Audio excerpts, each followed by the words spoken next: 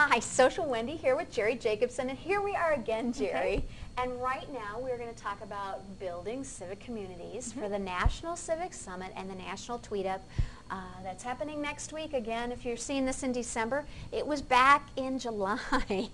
But we're going to talk about Facebook. Which I am familiar with, but I don't know how it relates to building civic communities necessarily. Right, and we're going to talk about LinkedIn. And LinkedIn, okay. And so part of what we've done for this segment is we have staged your account because we want to become friends. And that's what you do on Facebook. So we have got this down now to a science where we're so much slicker on our thing. So we're now in our National Civic Summit, okay? We're actually in Jerry's account, and she's going to add us as a friend. So that's what you do on Facebook, and it's loading. Great. And so I have to confirm that she's going to be my friend, because, you know. But now you're on the spot, because you were right here when I asked. So yeah, and now my phone is going to buzz. Isn't that lovely? So let's just talk a little bit about what happens in Facebook. What Facebook is about is building a community, and if you're not on Facebook yet, how many people? There's millions of people on Facebook. What do you use Facebook for usually, Jerry? You know, just keeping in touch with friends, looking at their pictures, you know, just seeing how they're doing. That's Are you pretty on much it a lot? I used to be. I don't have time for it anymore, but I used to be when I had time. Yeah, you're new in the job and all that kind of stuff, and so it's an ebb and flow.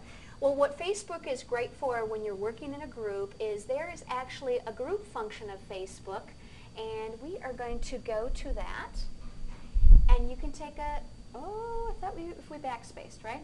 Backspace, there we go. Again, for civic organizations, connect all your folks that are on Facebook to your organization so folks can know how many great people are working on your project. Put your description. Make sure you put your Twitter hashtag so you can refer to that. That ties into all of the different tactics you're doing. And again, have the contact information of your organization so people can find you. That's one of the things we have found throughout this entire campaign is that great people are looking for awesome places to go and contribute their time. And so that's what we're spending our time doing, is helping folks find ways to make those connections through social media, because social media isn't important if it doesn't facilitate important things or great things to do. So we're going to talk a little bit about LinkedIn today too. Are you a person that's LinkedIn? I'm LinkedIn, but I haven't used it much, so I don't exactly know how it applies to this. Yeah, and so how many LinkedIn folks do you have? Probably just about 10, and I think they're all my coworkers that I currently have right now. Oh, there you go. So you come here and they make you get LinkedIn. Now you know if you come to Blue Earth Interactive, you got to get LinkedIn. Well, the thing that we want to spotlight with LinkedIn, we cover in a different episode of Civic Training why you should be LinkedIn. But in this particular episode, what we really want to talk about is LinkedIn groups. And what's unique about the whole LinkedIn groups piece is you can ask questions, you can create a group, and what's really kind of fun, again, you see our logo, and we are always displaying that so for the familiarity and branding, right? But we go to LinkedIn groups, and when you're managing your group, you can see that you can have discussions, add news, add jobs, those kinds of things. You can have subgroups, so if you've got committees, those kinds of things. This is a great place to have all those conversations and aggregate that information without having to invest in some big web tool, because we know that web platforms are amazing and we love them because that's what we do.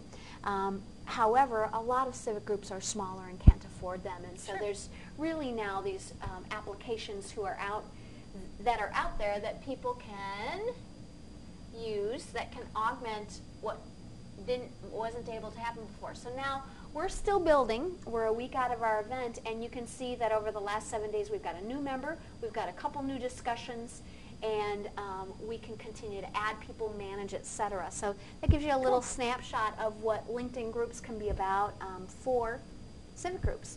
So Jerry, any other big questions about these two cool tools that can give you an idea of how to build a civic community? I think I get it. Yeah. Well, this has been Wendy Meadley and Jerry Jacobson for the National Civic Summit, and another civic training episode, this time on building civic communities. How many times can you say civic?